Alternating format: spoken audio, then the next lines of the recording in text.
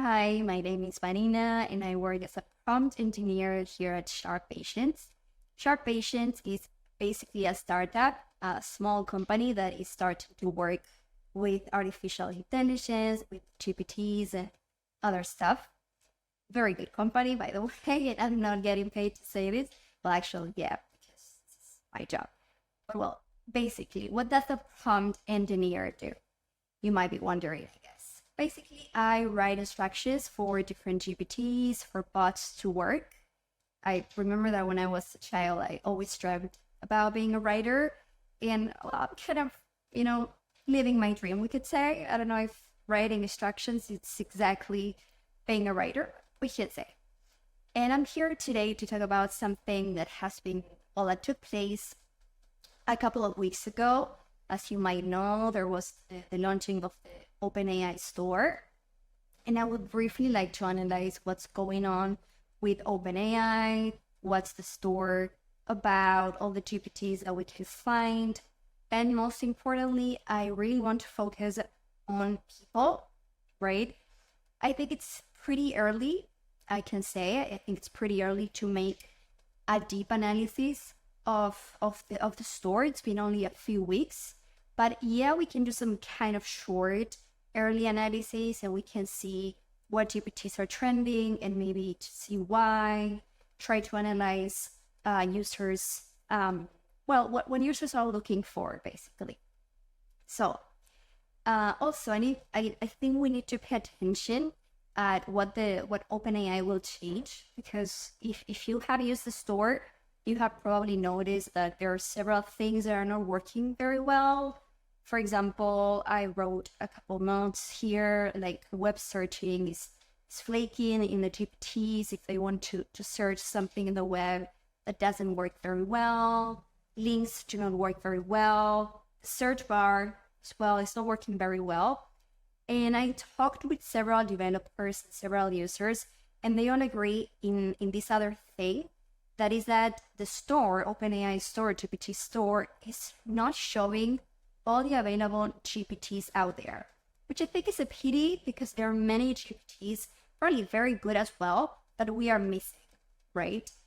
Now I'm going to talk about the trending GPTs, and we are going to see if all of them work well, if they work perfect, or maybe if we have better options out there, because there are GPTs that are trending, and they have been trending since the launching of the store. They continue trending today, and that's something curious because it makes me wonder, okay, do they really work very, very well and people are choosing all these GPTs among others?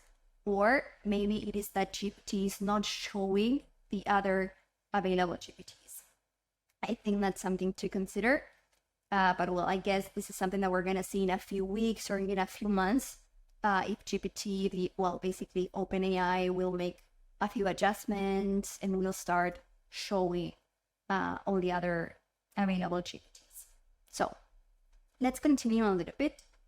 I said that I want to focus on categories. I want to focus on the GPTs that are trending, and I wanted to focus on users. What are users looking for? I think we can simply divide this into categories. And I wrote 3 big categories. I wrote productivity, right? I think that we can all agree that people want to save time. People don't want to spend time doing things they know and AI can do way faster and as effectively as I could. And examples of these, now I'm going to show you in a bit, but examples of these are all the writing GPTs that you can find in the store. There are many, there are thousands of writing GPTs. And well, writing is as I said, I write as a profession, and writing takes a bunch of time, right? It takes a bunch of time. It requires knowledge, concentration, many things. So I guess that people are really looking for something that saves time, something that is efficient, but something to take into account also that I have right here that I wrote because I didn't want to miss and I didn't want to forget to mention this, is that we can ignore the fact that this is an artificial intelligence, right? So it generates text based on patterns.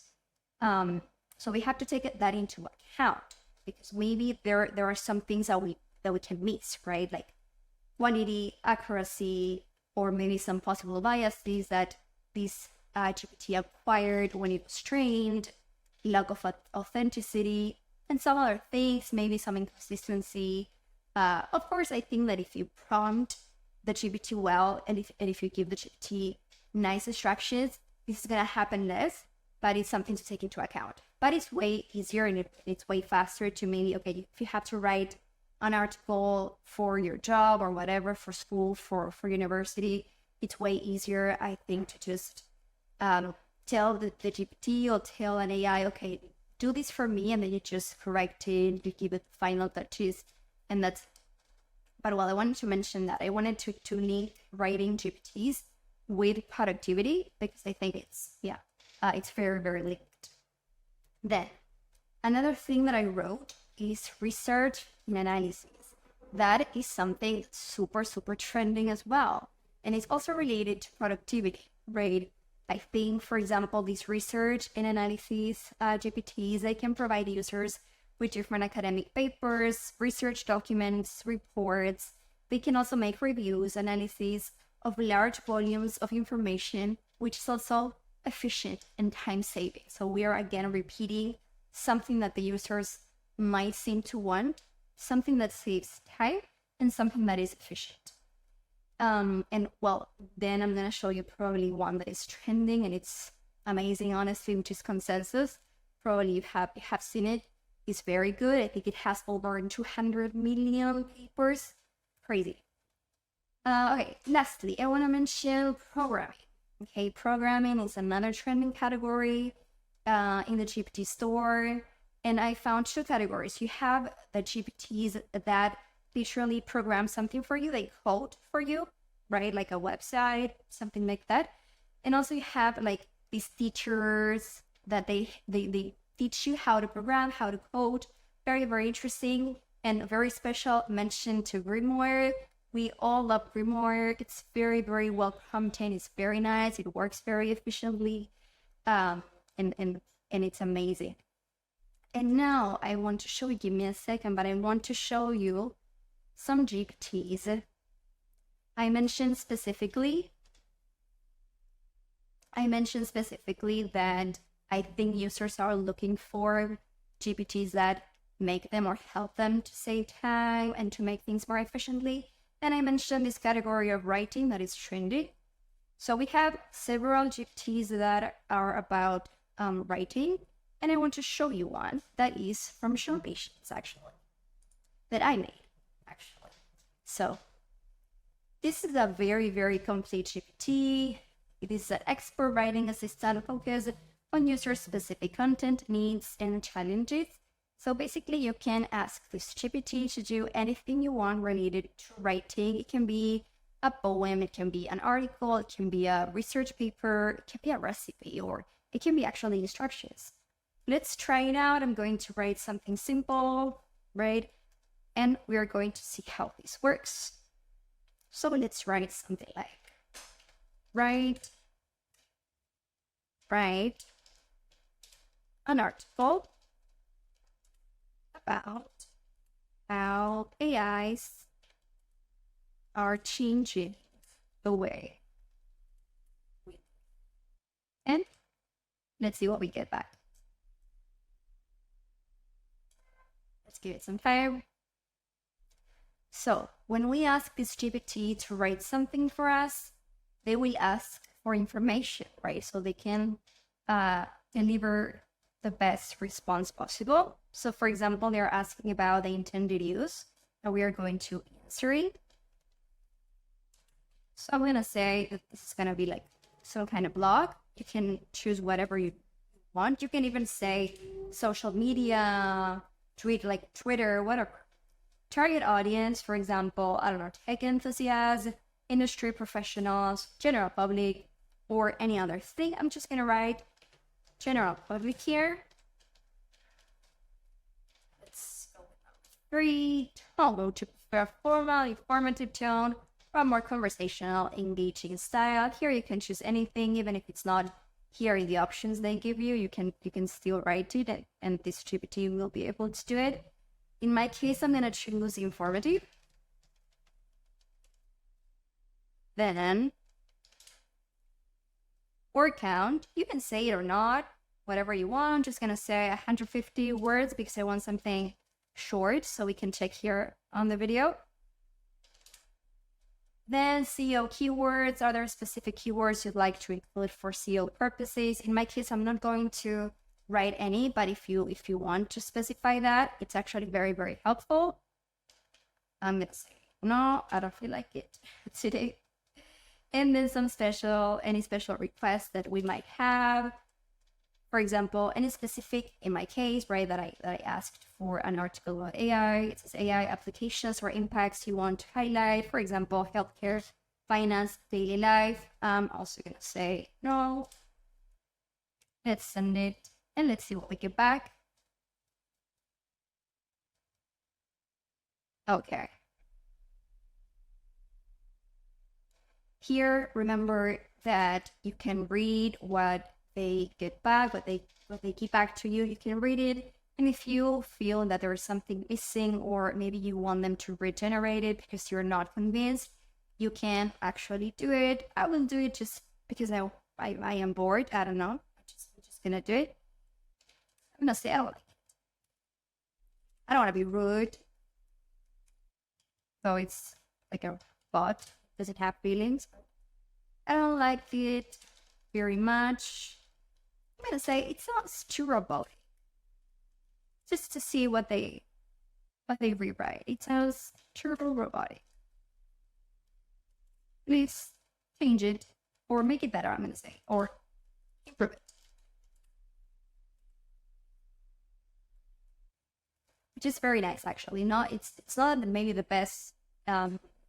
The first answer is the best. Maybe it is. Maybe the first answer they give to you, it's excellent, you like it, it's useful, but it's actually nice to know that if you don't like it, they're smart. They know what to do. They can change it, right? And now we can see that I reshaped it a little bit.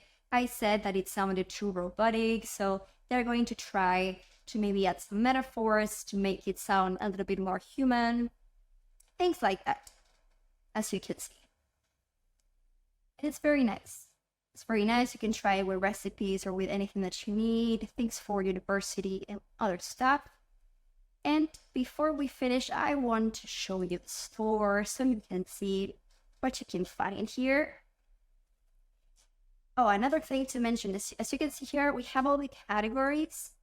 We have writing, productivity, research and analysis, programming, education, lifestyle. And actually, that's another thing that I'm really looking forward to know what's going to happen with the store.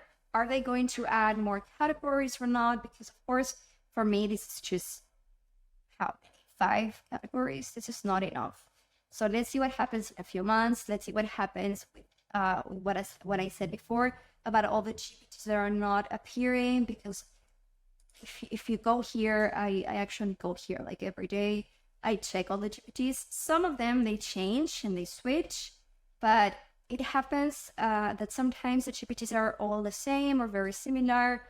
And something to mention also is that not all of the GPTs that are here work perfectly. So I really encourage you to look for more GPTs, and maybe here when they kind of fix the search bar, because it's not working very well either. But I encourage you to look for different GPTs. As I said before, there are many GPTs here that work brilliantly, that I really love, and I really recommend, even that if they are not from Sharp Patients, like Grimoire and others. But some others, they just, I don't know, you click on them and they just really don't work, which I think is weird, because they should, but it's okay. Let's see what happens in a few weeks, in a few months. Of course, I will come back with another video analyzing maybe in let's say 1 month or something like that. Let's see if they change something in the store. I think they are gonna change it and they're gonna improve a lot of things, but well, we'll see. So that's gonna be it for today. I want to thank you very much if you watched the video. If you want to subscribe, I would appreciate it. We would appreciate it. And if you want to follow us on social media, you can find us on Twitter, Instagram, and YouTube, also TikTok as Sharp Patience. So thank you very much for watching and see you the next time.